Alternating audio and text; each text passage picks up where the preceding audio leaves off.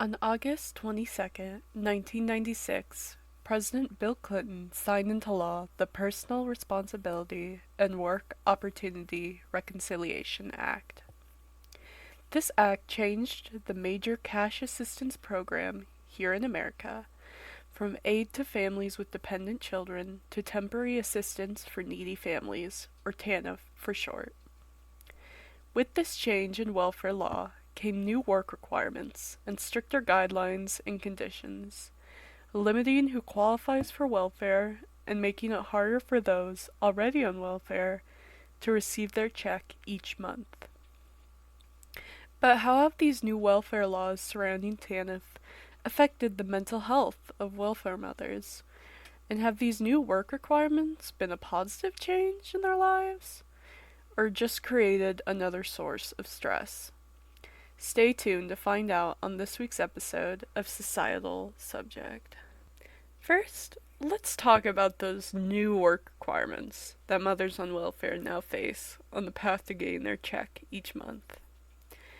To receive a check, welfare mothers are federally required to work at least 20 hours each week, with individual states being allowed to raise this minimum number of hours at their discretion.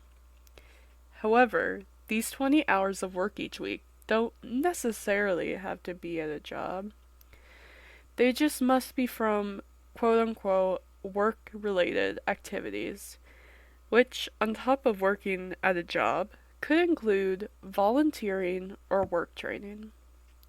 This sounds good, as it seems to imply that welfare recipients can receive their check while furthering their education on the way to gaining better paid positions than they would have had access to previously.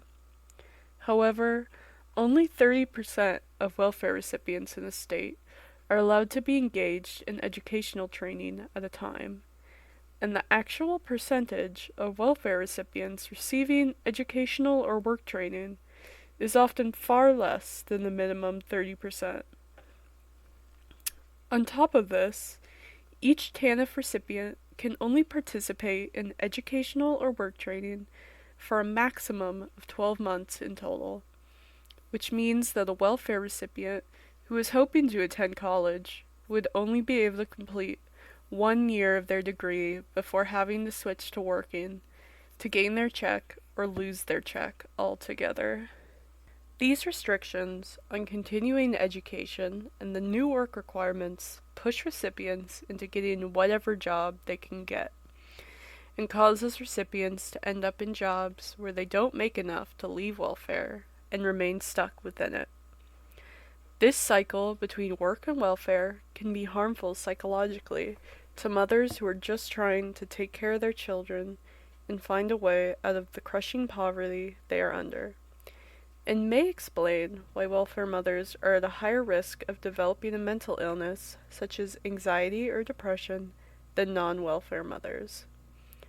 In a national sample that measured the rate of major depression of women aged 15 to 54, the rate of depression was 13%, while in samples of welfare mothers, this rate can range from 29 to 48%. Also, having a mental illness in the first place can make it hard for a welfare recipient to find a job, as shown in a study done by Sandra Danziger at the University of Michigan. It was found that the most common barrier to employment among their sample of former and current welfare recipients was meeting the diagnostic screening criteria for having at least one of 3 possible psychiatric disorders within the previous 12 months: major depression, PTSD, or general anxiety disorder. Besides the stress of work requirements, there are many other reasons why we see such a high rate of depression and mental illness among welfare mothers. One is the material deprivation that welfare mothers face within their households each day that can erode the psychological well-being of a person. One of the results of material deprivation is a chronic lack of food, which, along with undermining a person's physical health, can also take a toll on their mental health, as not eating sufficiently can alter your brain chemistry and lead to the individual to be at a greater risk of anxiety and depression. It is also possible that the reason the rate of depression is so high among welfare mothers is that those mothers with a better baseline mental health were pushed into the labor market once work requirements became legally required, and so left welfare altogether, leaving those with a worse mental health baseline behind. For those who remain on welfare, it is possible that gaining employment could improve their psychological well-being, but only if they were able to find a job where their pay is sufficient and their position within the company is secure. However, as most welfare recipients are pushed into minimum wage jobs with little job security, it is unlikely that the current welfare system will help individual welfare clients find jobs that are psychologically fulfilling. Now that we've talked about welfare's effects on the individual, let's talk about how welfare can impact the children of welfare recipients. One of the major focuses leading welfare reforms is that seeing their mother go to work each day would be beneficial for the children of mothers on welfare. It was argued that if a child could see their mother going to work each morning, it would help them learn routine and would therefore help set them up for success. It would increase their attendance by getting parents and children both out the door in the morning and would help them succeed in their future jobs and careers by watching their mother get up and go to work each day. Seeing their mother go to work was also meant to give the mother and her children a sense of pride, as children could see the work their mother was putting into taking care of them, and the mother could take pride in knowing that she was working hard to take care of her children. However, in a study done by Samantha Holmes that tested how stress and the mental health of welfare mothers can impact their families, the impacts on children weren't as positive as the welfare reformers had advertised. One thing that was found within this study was that as welfare mothers face economic pressures from low-paying jobs, these pressures can cause negative impacts on their mental health and lead to depression. The symptoms of depression that the mothers experience can ultimately interfere with her ability to effectively parent, which in turn can create a home environment that is less conducive to helping the child excel academically.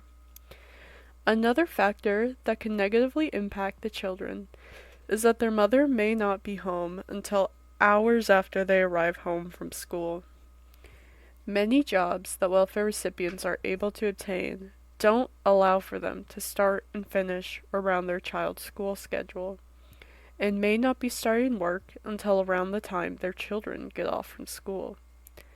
This can lead to the children having many hours alone each day, unsupervised, within the home, without a parental figure around. So, now that we've talked about the negative impacts of our current system of welfare, TANF, on the mental health of mothers and the well-being of their children, let's talk about what can be done to improve our welfare system to better address these mental health needs. One important step that needs to be taken is that there needs to be funding that is targeted towards providing mental health services for TANF recipients. Mental health is one of the greatest barriers to finding and maintaining employment, and so it is imperative that mental health is taken seriously when working with someone on welfare.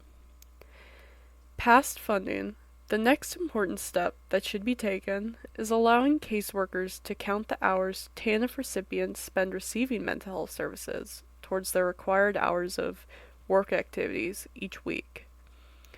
This would also help motivate mothers who are suffering mentally on welfare to seek out mental health services, when they may have not had the money, time, or the motivation to do so previously.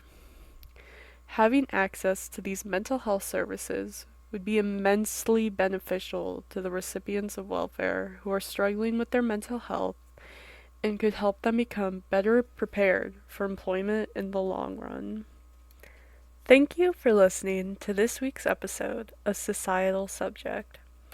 If you have any thoughts on the subject of welfare and its effects on mental health and employment, let me know down in the comment section below, along with any ideas or requests you have for future episodes.